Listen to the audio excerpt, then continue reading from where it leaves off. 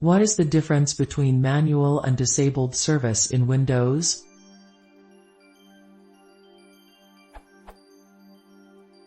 Windows services seem to come in three startup types. Automatic seems to mean that it is started at boot up. Manual seems to mean that it is not started at boot up.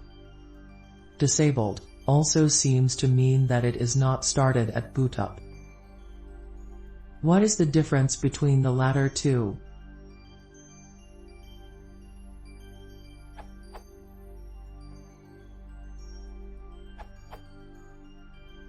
Manual means that the service will start only when Windows or another service needs it, or if you invoke something to start the service. You can use the command net start service name from the command line to enable a manual service. When you reboot, the service will again be off until you restart it. Disabled, on the other hand, means that the service will stay off, regardless of whether you try to start it or not. Other services or applications which depend on the disabled service may fail. See the MSFN discussion thread on manual versus disabled for more info.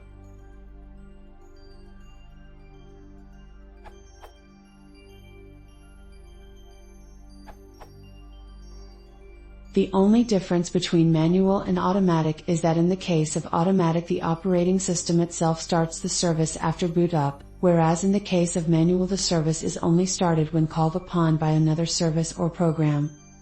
If you have no need of the service at all, you have to disable it. Telephony seems to be one of those services that always wants to start up even when you seemingly have nothing that uses it, and the system would always complain if you disabled it. They seem to have fixed that problem in Vista, and they may have fixed it XP/SB3.